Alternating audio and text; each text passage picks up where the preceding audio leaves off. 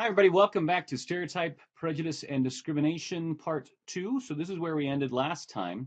So what we're going to do first is we're going to do a little activity. So what I want you to do is I want you to look at the screen. Just look at it. Just look at the following slides that I'm going to show you, and then I'm going to ask you a question about them. So pay attention. Here we go. Look at these.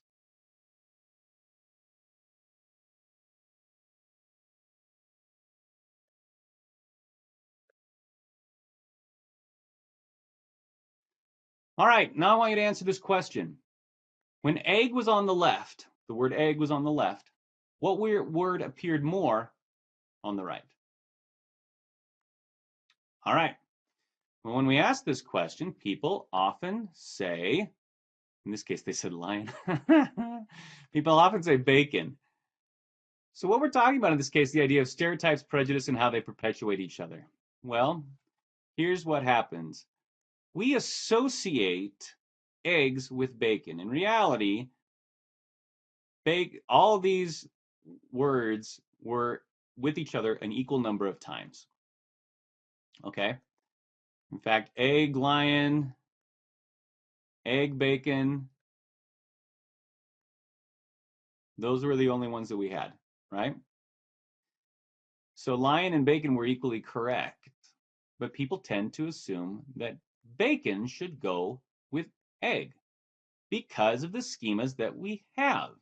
And just like we saw last time, those can have an illusory correlation. That is, we assume that we see things. What you just saw, if people chose bacon, right? If you chose bacon as being more associated with egg, that was an illusory correlation. It's not a real correlation because egg and bacon were as correlated with egg and lion as anything else, right?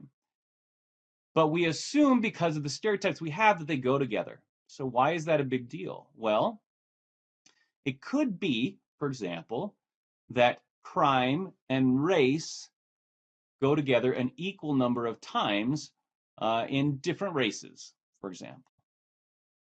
But people assume that it's more correlated when they see it with a race that happens to have a stereotype associated with it. So, for example, there's a stereotype that professors are absent-minded.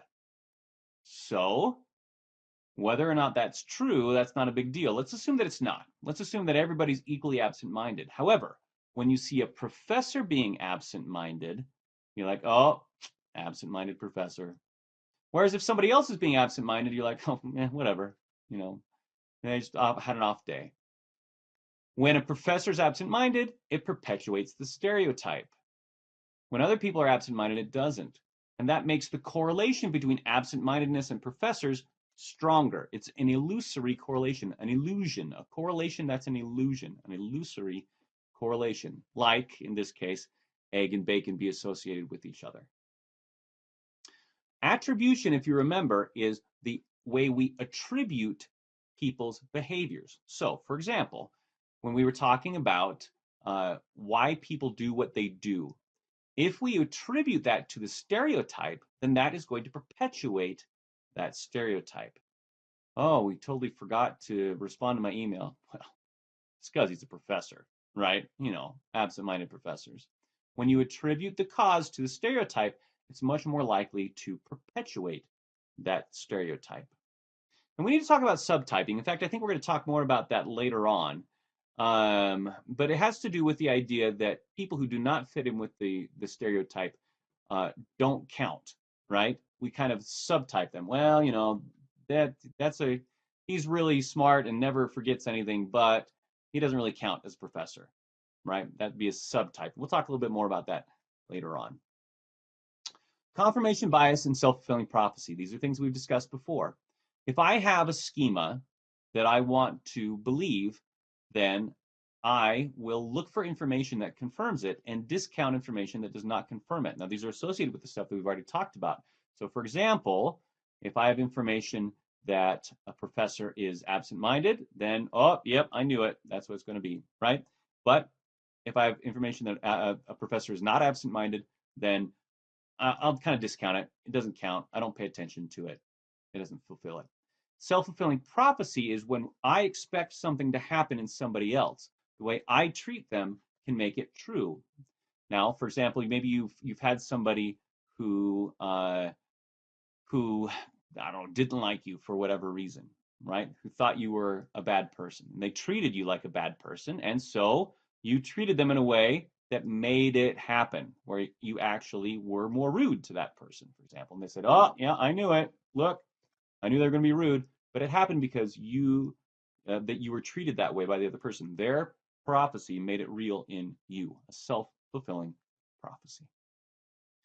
Okay, so we need to talk about several things.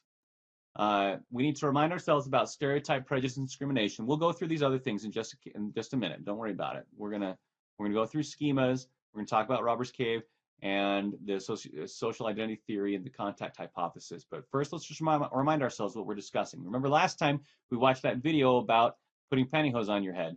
So we need to talk about the difference between stereotypes, prejudice, and discrimination. Remember, a stereotype is the beliefs, right, that you have, the parts of the schema that are involved. Prejudice is the evaluation of that person, right? The attitude, the evaluation of that person.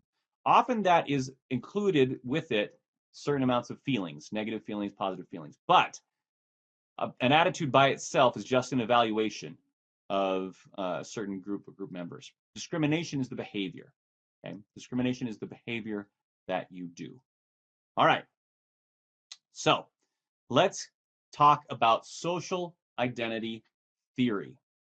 Why does all this stuff happen?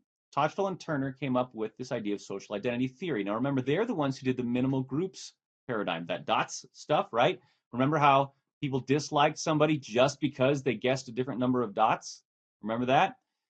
Well, it starts with this idea that we have a need for self-esteem. We need a certain amount of self-esteem. We want to think well of ourselves. If you remember, we talked previously about ideas of self-enhancement. Well, who you are is made up of a couple of things: your personal identity, your individual self, but also your social identity, right? So, for example, my family, my race, my background, my religion, etc., that's part of my social identity. And all of these things are going to contribute to my self-esteem. Well, so we normally think about self-identity in terms of our personal identity, our personal achievements. So I have a PhD, I got that award that one time, etc. Those are my personal achievements. But our social identities are also part of this. This means that our group's achievements are shared and they become part of our personal identity. The reason why this is such a big deal is because that way we do things like bask in reflected glory, right? So I grew up in Nebraska. If Nebraska's football team wins a national championship, then I feel proud and happy because that's part of my group's achievements. This also, though, includes ideas of favoritism towards your in-group and derogation of your out-group. Derogate means to put down. So that means that because I like me and I want my self-esteem to be high, then my in-group is part of myself. And if my in-group is part of myself, then I want my in-group to be favored because it's part of me. I also feel good if the out-group is denigrated, right? If the out-group, the opposite of me, is put down, that makes my in-group feel better, right? If the University of Oklahoma loses, then people from Nebraska feel better. That actually does happen. That particular example, even though that's old, you have to be kind of an old Nebraskan for that to happen. But yeah, that's the way that works. And so all of those things combine to create my self-esteem, including the idea of denigrating an out-group. Okay? All right. So let's give you an example. I used to teach at the University of Maryland, and they used to be in the ACC, which was with Duke, and people just hated Duke, right? It was cool to dislike Duke. My in-group was University of Maryland. The out-group was Duke, and so I just Didn't want anything to do with them. As long as Duke was having a bad day, things were going bad with Duke, and I was feeling good. Why?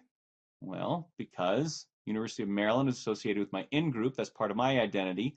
And the noted out group was Duke.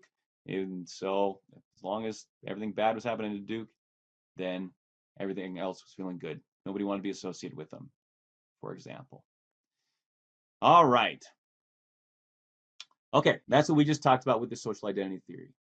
Let's talk about prejudice now. Prejudice is attitudes towards other people, not just beliefs about the stereotypes, but the attitudes, the evaluations that lead to them. And then this is really, really, really tied with ideas of discrimination as well. It's kind of hard to parse these out.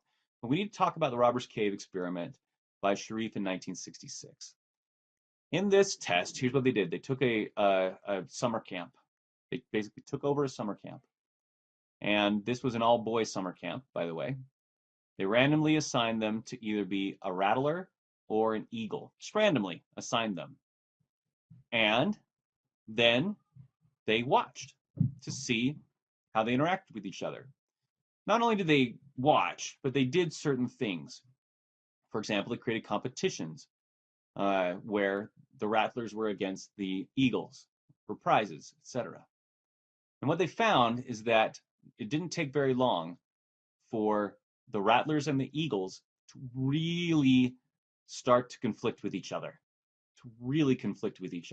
In fact, they even got into things like fistfights going on. Why? Because they happened to be randomly assigned to one group. It was random. It was totally random whether they were a rattler or an eagle.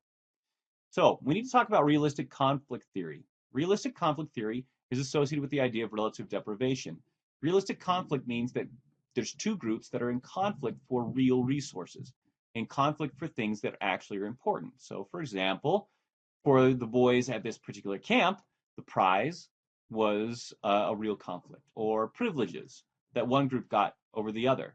And if one group got something the other didn't, it was really clear to see that they got something I didn't get, therefore I feel deprived relative to them. That's relative deprivation. This fueled a lot of the problems. So what we're saying is that outside of a summer camp, let's say that this is in terms of a religious group or a racial group, if it's clear that one group has less than what another group has, maybe because of history, maybe because of outright discrimination this current, whatever it happens to be, creates a relative deprivation, creates that us versus them, and means then that I dislike that group more. Creates that idea of prejudice because I'm deprived because they are receiving, right? They get more than me, therefore I dislike them, right? I have a negative attitude toward them. It's exactly what happened with the rattlers and the eagles. They started to really dislike each other, even though it happened to be totally random who was associated with whom. Now we need to talk about discrimination.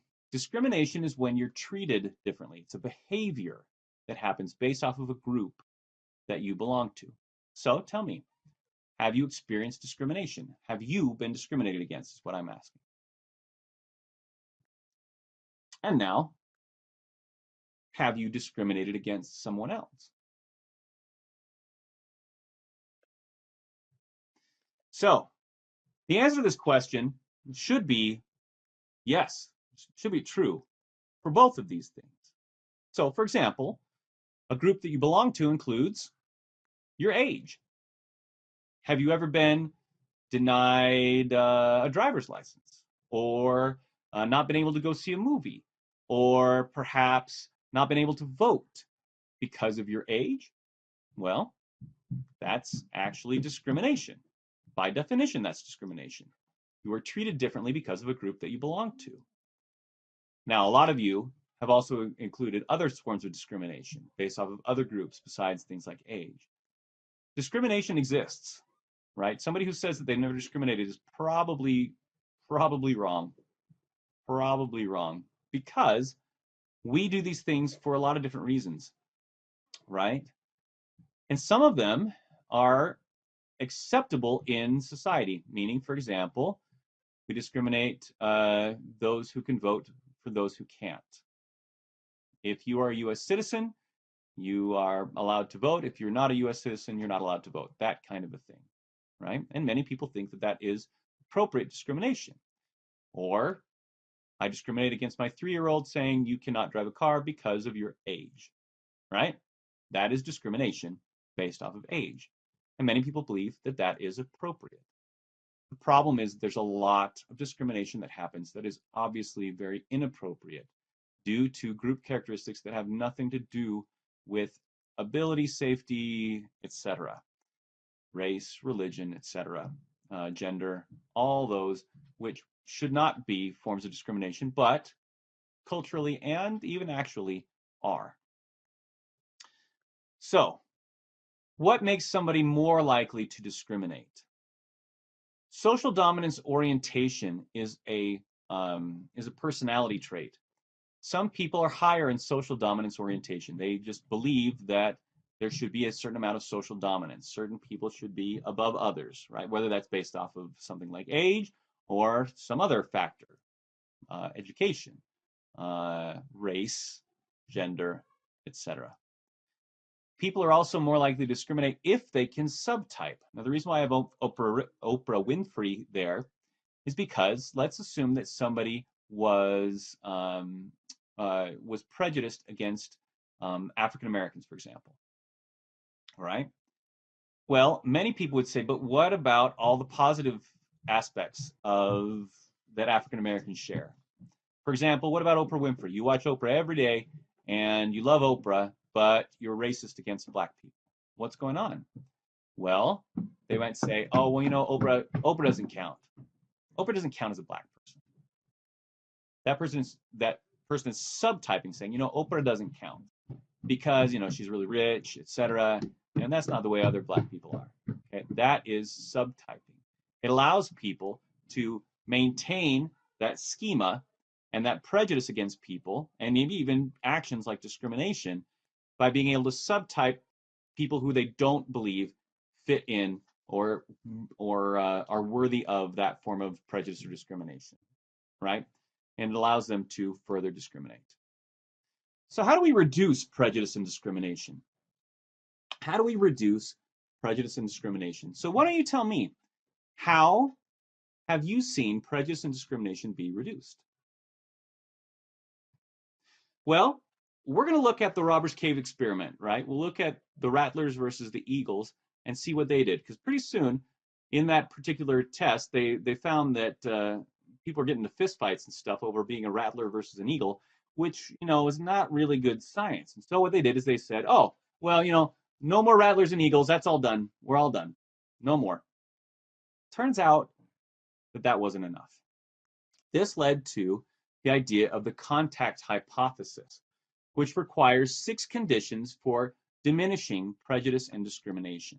So we'll go through this with the Rattlers versus the Eagles, and we'll talk about different things. So the first one is, besides just saying, oh, you know what, we're not going to do those groups anymore, you actually have to create ideas of what we call mutual interdependence.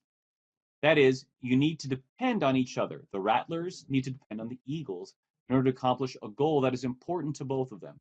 So, for example, in Robbers Cave, at one point there's chores that they had to do together, right? For example, at one point there was the bus that the camp bus got stuck in the mud, and everybody, not just the Rattlers, not just the Eagles, had to push the bus out. They had to work together for a common goal. They had to rely on each other for what they needed. So the first thing, if we want to take away prejudice and discrimination, besides just saying, hey, we're not going to do that anymore, you've got to actually have people depend on each other. Mutual interdependence. They have to have a common goal that they both want to work on together. There has to be equal status. You can't have the Eagles always be the leaders of all the cabins, right? Because that creates an idea of relative deprivation. So when we're doing this common goal, when we're working together, we have to have equal status. We can't always have one group more dominant than the other in terms of status. They also, besides working together, they have to have informal and interpersonal contact. You can't just be at work together. You also have to interact in other ways, in a personal non-work kind of environment, an informal kind of interaction. You have to have not just one person who fits that. You can't just have the one friend who's a rattler and you hang out with that person. It's got to be more than just one. More than one time, multiple contacts, interacting with other people. And you have to have a social norm of equality. That is, it has to be understood that in this group, we are equal. There's no more rattler, there's no more eagle. We are all the same, the social norm of equality. And what they found is that when they could get these 6, and they had to get all 6 conditions met, they were able to take away the prejudice and discrimination in that group. So, what does this mean for other forms of prejudice and discrimination? Well, let's talk about how this worked. Let's talk about how this works perhaps in the classroom. So, in the United States, in the South, in the United States, there used to be school segregation based off of race. Well, there was a court case, if you remember, Brown versus the Board of Education. They said, hey, we're not going to do that anymore. And so, magically, there was no more segregation or discrimination that were happening in schools, right? Of course not. We know that's not the case. Remember, we can't just say, oh, we're not going to do that anymore. There has to be the conditions. So what they found, and this is particularly in Texas, and this is based off of a lot of work by Aronson, who is actually, if you remember Aronson and Mills, they did the naughty word cognitive dissonance study. Aronson was also was Claude Steele. Claude Steele is the main person with Stereotype threat, Claude Steele's advisor. And so Aronson was involved with this when they were actually desegregating the schools. And they found that, hey, everybody's actually really segregated even though we're in the same school now. Nobody interacts with each other. We're not solving the problem. So they helped create something called a jigsaw classroom. And the purpose of this was to create cooperation and interdependence within a classroom. And here's how it works. So let's say that we're in a classroom and we're trying to teach the colors in the rainbow, Roy G. Biv, right? Red, orange, yellow, green, blue, indigo, and violet, all right? So what we do is we take everybody and we put them into a separate group. I haven't taught anybody anything, but I have a red group, an orange group, etc. Red group, orange group, yellow group, etc. So each one of these is represented. So let's say that there's 4 members in every group. So the 4 members of the red group, they study the color red and how to identify it, what makes it red, etc. The orange group, they study orange, what makes it orange, etc. And all of the different colors, they study their one color. Red group study red, orange group study orange, yellow group studies yellow, etc. Okay? Then the jigsaw part is then you take these apart and you put them back together.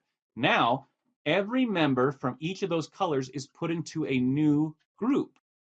And in the new group, we have a member from every one of the different color groups, right? So the first go around, the first round of this, we were in the red group, orange group, yellow group, etc. The second round, we take one member from each of those groups and we create 4 new groups. And each of those 4 groups has a member from the red group, the orange group, the yellow group, etc. Each of those different groups come together separately. And in those new groups, each person has to teach everyone else in the group about their topic. So the person who's coming from the red group has to teach everyone else about red. The person from the orange group has to teach everyone else about orange. The person from the yellow has to teach everyone else about yellow. And so what happens is that each person is responsible to teach everyone else. And everyone else is relying on that other person to teach them. It creates interdependence and cooperation. And what they found is that when they were able to do this, they were able to have a lot more integration inside the school setting. Okay? This is basically what I just told you about. So it's a classroom setting designed to reduce prejudice and rise the self-esteem of children by placing them in a small desegregated groups, making each child dependent on other children in the group to learn the course material and then do well in the class. All right. Now, let's talk about problems with the contact hypothesis. So remember, Jigsaw Classroom is an example of how the contact hypothesis has been used in real life. But there are problems with the contact hypothesis. So some people say that there's too many conditions. So in real life, there's too many conditions to make it necessary for successful contact. So for example, if you remember, the Jigsaw Classroom was something that's going on in the classroom. And you remember that when we're looking at the contact hypothesis, you also have to have informal and interpersonal contact going on. So, for example, Jigsaw Classroom can't ensure that kids are going to be hanging out at recess or after school with members of a different race. Another is that even when the contact hypothesis does happen, there still might be failure to generalize positive attitudes based off of, so let's assume that you had a positive interaction with a member of a different group that created a good contact experience, but that experience doesn't necessarily translate to people who are outside of that experience, right? Just because I had a positive attitude or positive experience with my friend in the classroom who happens to be Black doesn't mean that that's going to translate to positive interactions and evaluations of everyone who is Black, is what is one of the criticisms of this particular case. Okay. Let's go ahead and talk about discrimination one more time. So the official definition that we're going to give of discrimination is unjustified negative or harmful actions toward a member of a group simply because of their membership in that group. Now, this leads us to implicit bias, which traditionally was called modern racism. Modern racism would be concealing prejudice from others in a public setting, but actually being bigoted or discriminatory in private settings. This is more overt, right? By being kind in public, but being discriminatory or prejudiced, at least in private. This leads to the ideas of implicit bias, which would say that people might actually not even realize that they are biased or that they're discriminatory because it's so automatic, so unconscious. So we might see something like modern racism in something like an affirmative action law or policy, where some people are given preferential treatment because of certain characteristics. Well, modern racism might say in public that it's okay, but in private that it's not, for example. This leads to the implicit association test, or task, which we talked about before, which is an idea of implicit bias or implicit associations that happen because of those stereotypes and discrimination. All right, that's a good place to stop. Thanks, everybody.